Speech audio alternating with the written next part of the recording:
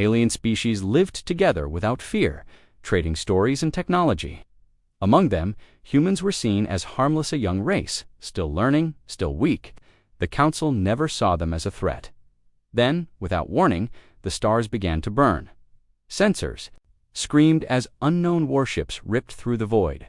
No demands, no warnings, just fire and death. A trading outpost vanished in flames.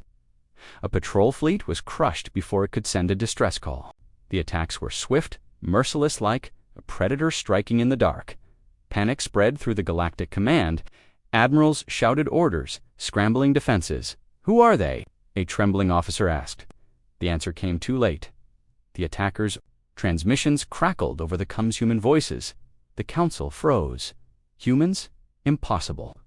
Their ships were slow, their weapons primitive, yet here they were, cutting through the galaxy's strongest fleets, like paper. A terrified alien commander opened a channel demanding answers. Only silence replied. Then, just before the feed died, a single message flickered across the screen. You were warned. But no warning had ever come. The stars burned brighter as more human ships arrived, and in the shadows of the void, something darker stirred. Waiting? Why were the humans attacking? What did they know that the galaxy did not? The silence was worse than the screams. The high chamber of the Galactic Council was never meant for chaos. Yet now, it trembled with panic.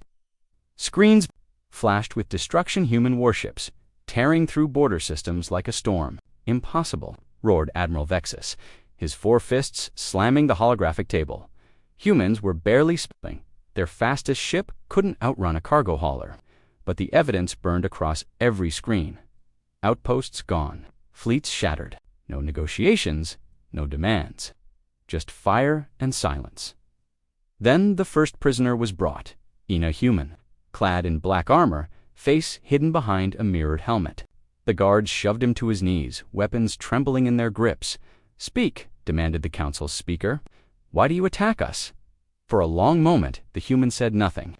Then, slowly, the helmet tilted up. Not in fear, not in anger, in amusement. A low chuckle escaped the helmet's filters. "You really don't get it, do you?" The speaker stepped back. "Explain now." The human's voice dropped to a whisper, yet it filled the entire chamber. "You were never the hunters." Alarms blared. A new wave of ships jumped into the system. Not human this time, something worse, and the human prisoner. The human's laughter echoed through the council chamber as new blips appeared on the holographic. Star map dozens, then hundreds of unknown signatures flooding into the system. More hostiles. A sensor officer shrieked, but ... their energy readings don't match human ships. The armored human slowly rose to his feet, the guards too stunned to stop him. "You've been so focused on us," he said, tapping his helmet. "You never saw the real threat coming." A massive vessel emerged from Warpa, monstrous hybrid of organic and mechanical parts, pulsing with sickly green light. The Galactic Council had seen nothing like it in all their millennia of space exploration. Admiral Vexus's voice shook. What is that?" The human's visor reflected the growing terror on the aliens' faces. "We tried to warn you for decades.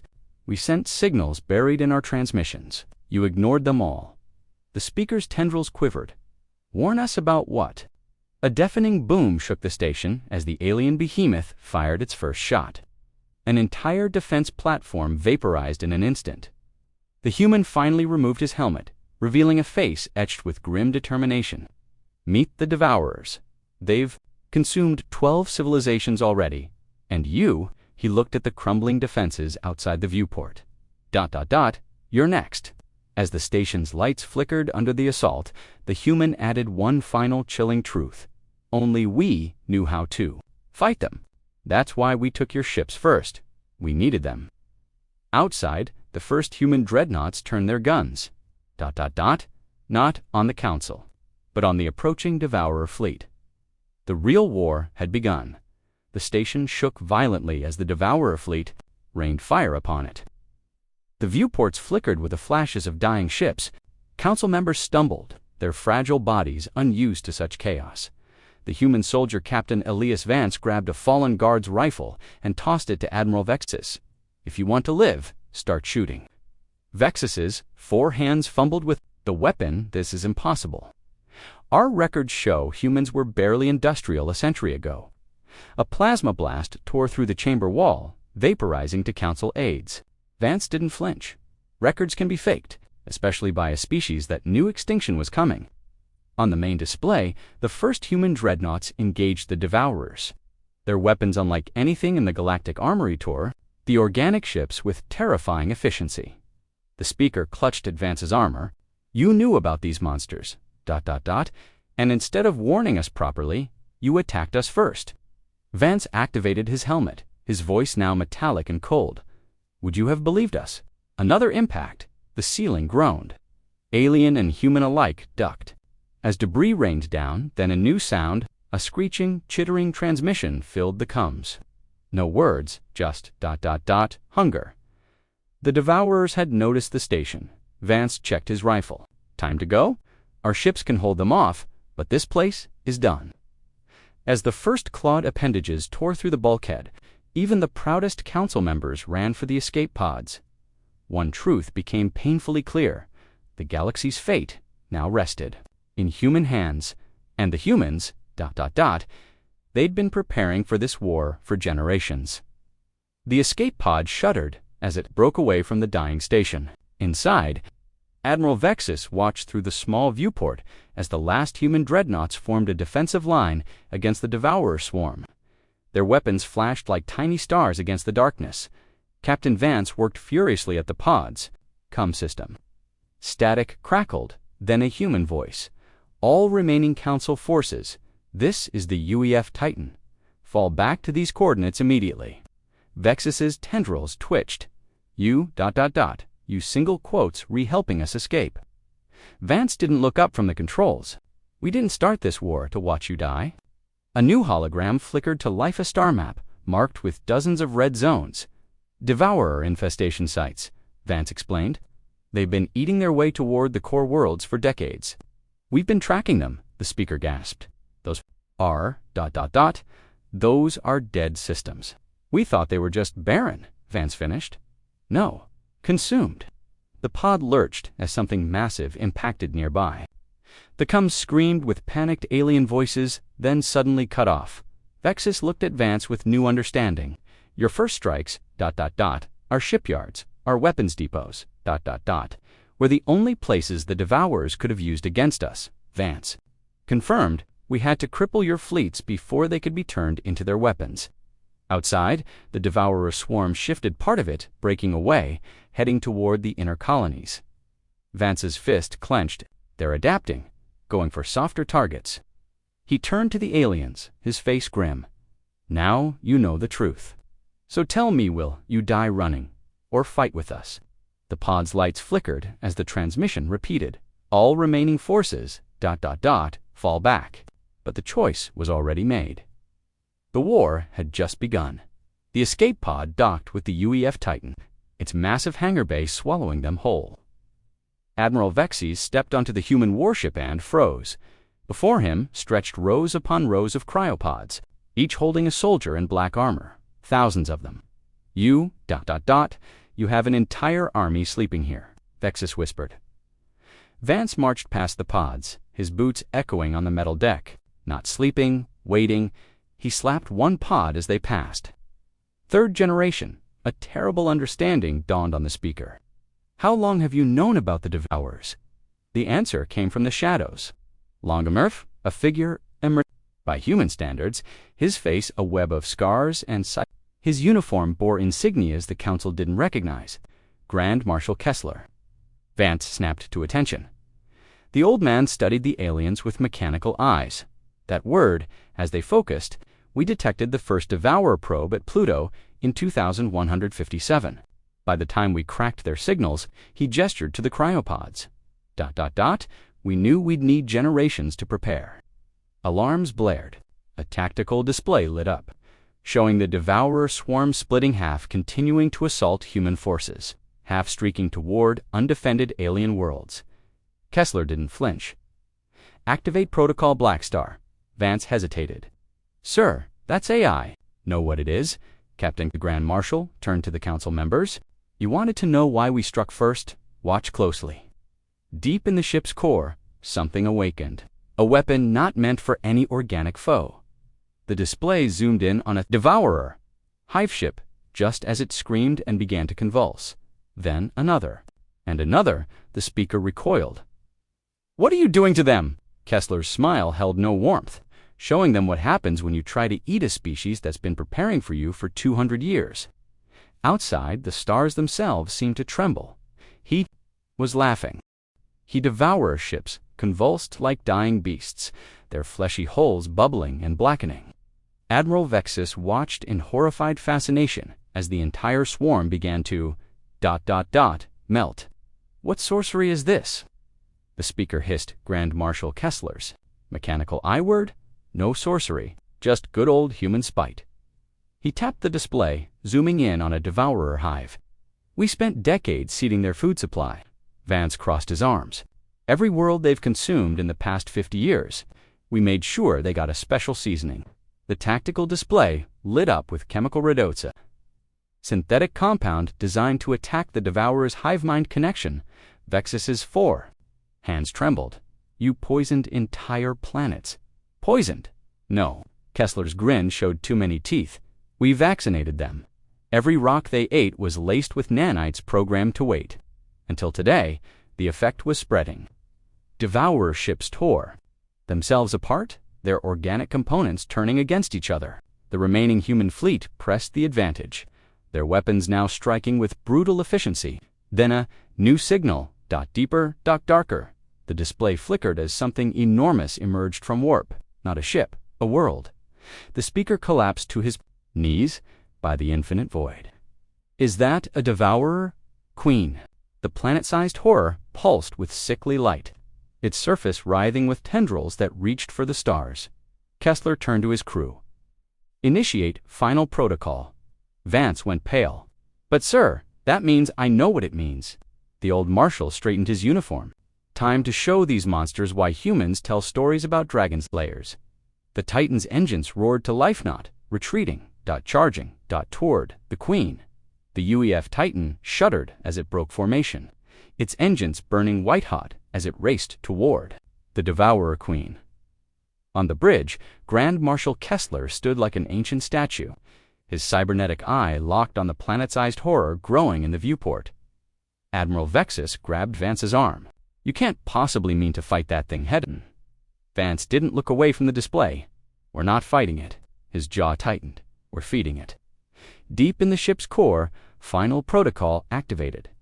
The Titan's armored plating split open, revealing row after row of silos, each one loaded with a warhead the Council had never seen before. Not nuclear, not plasma, something worse. Kessler's voice cut through the silence. "Fire the teeth." 100 missiles streaked toward the Queen, their trails burning crimson. The Devourer's tendrils lashed out, swallowing them whole. Just as planned, for 3 heartbeats, nothing happened. Then the Queen screamed. Not a sound, a wave, psychic and physical, that shattered asteroids and sent ships tumbling. Her fleshy surface convulsed, great cancerous boils erupting across her crust. "What did you do?" the speaker shrieked. Kessler watched as the Queen's very biology turned against her. "We studied their kind for generations, learned how they think, how they eat." He turned, his mechanical eye gleaming. "So we gave them a meal they couldn't digest. The missiles Cody named dragons. Teeth weren't weapons, they were seeds, nanite colonies, programmed to rewrite devourer biology from the inside, to turn their own hunger against them." The Queen thrashed, her tendrils spasming as her own cells began to cannibalize her. Vance exhaled.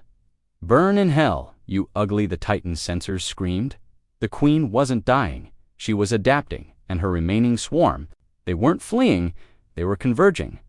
The Titan Kessler smiled. Right on schedule, he tapped his cum. All ships execute Cinderfall. Some victories could only be bought with fire, and humanity had brought plenty.